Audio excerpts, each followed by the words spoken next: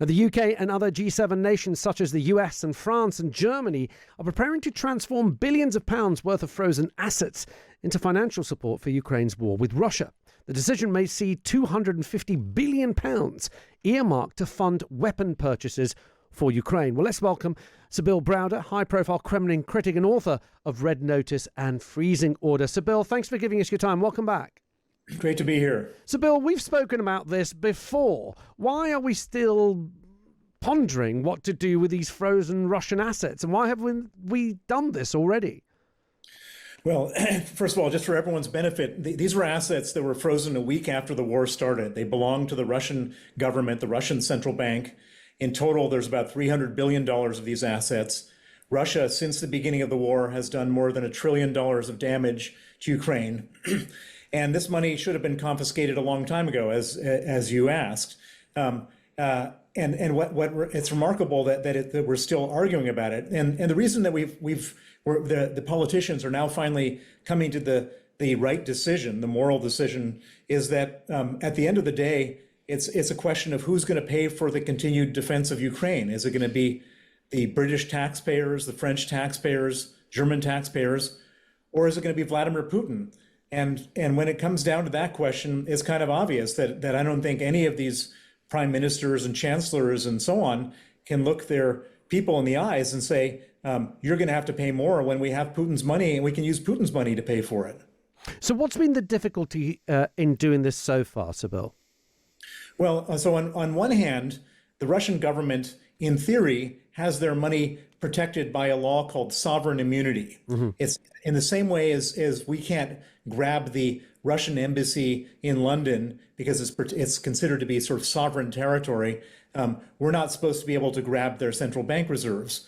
But on the other hand, Russia should be respecting Ukraine's sovereign immunity and shouldn't be invading their country and stealing large swaths of land and causing all this damage. And so the question then is, whose sovereignty is more important?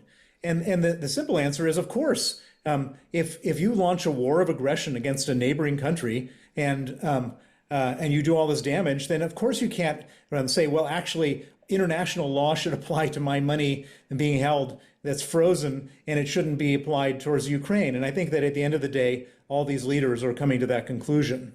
So, Bill, who has to sign this off? Is the problem that the money is spread across several accounts located in several places across Europe? Is that one of the big issues, that the responsibility falls to many people, not just one decision? That's correct. And so basically no individual country wants to take the decision to confiscate the Russian money unless we all take the decision together. Mm. And most of the money is held in Europe. About 200 billion of the $300 billion is held in the EU. And specifically, it's all held in Belgium at a place called Euroclear. And so the EU has been the one holding it up. I think that the British government, through various prime ministers, has been supportive of this. The US government has been supportive of this. And it's just been the EU that's been dragging their feet, and partially because the EU has to make a decision among 27 EU member states unanimously, and that's a hard decision to come to. But at the end of the day, money is money. A lot of money is a lot of money, and Ukraine needs that money in order to continue to defend themselves. And it's a question of whether it comes out of the taxpayers or out of Putin. And, every country right now is struggling for money. In the Netherlands, they're having an election because their budget caused a collapse of the government. Same thing is happening in France. We're all seeing Rachel Reeves with all of her budget problems, and everybody is stuck for money. And so why should we not take Putin's money? And that seems to be the thing that's winning the day now. Oh, well, you make a compelling argument, as you have done previously, Sir Bill. Thank you for giving us your time.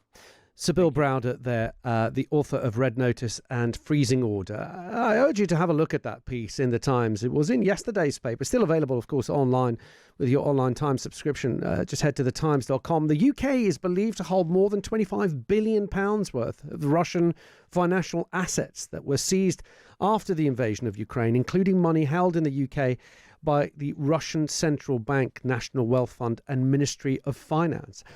I'm pretty sure that Rachel Reeves could do with £25 billion that she wouldn't have to send to aid to Ukraine if she could use that money that's already here.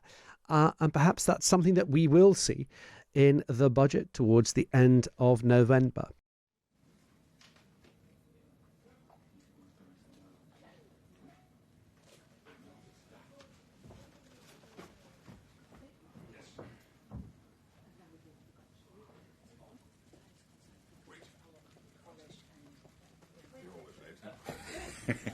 I sent you? Yes. Morning. Good morning. Welcome. We have the pleasure of welcoming NATO Secretary General Mark Rutte. Second, we need to provide military assistance to Ukraine. If we continue to believe that Ukraine is our first line of defense, we have to step up the military assistance to Ukraine. Therefore, concretely, we have agreed with Ukraine that a total of 2 billion euros will be spent on drones now. This allows Ukraine to scale up and to use its full capacity, and of course it will also allow the European Union to benefit from this technology. However, we need a more structural solution for military support, and this is why I have put forward the idea of a reparations loan that is based on the immobilized Russian assets. Very good. The loan would not be dispersed in one go, but in tranches and with conditions attached. And we will strengthen our own defense industry by ensuring that part of the loan is used for procurement in Europe and with Europe. Importantly, there is no seizing of the assets. Ukraine has to repay the loan if Russia is paying reparations. If Russia is paying reparations, the perpetrator must be held responsible. Europe must deliver a strong and united response to Russia's drone incursions at our borders, and that is why we will propose immediate actions to create the drone wall as part of the Eastern Flank Watch. We must move together forward with Ukraine and with NATO. And also when it comes to the drone wall initiative, I think there was an excellent idea, and there was a first meeting last Friday, and NATO was participating. Also bringing together the Eastern flank states in NATO working on this big issue. And why is that important? Because first of all, we have to keep our skies safe. And we have seen over the last couple of weeks what happened with the drones in Poland, the MiG-31s in Estonia, but also what is happening now in Denmark. In Denmark, we are still assessing what is behind it. But when it comes to Poland and Estonia, it's clear that it is the Russians. Still, we are assessing whether it is intentional or not. But even if it is not intentional, it is reckless and it is unacceptable. So we need to protect our skies. So the drone wall initiative is timely and necessary. Because in the end, we cannot spend millions of euros or dollars on missiles to take out the drones, which are only costing a couple of $1,000. Thank you. Thank you. Wish you a nice day. Thank you.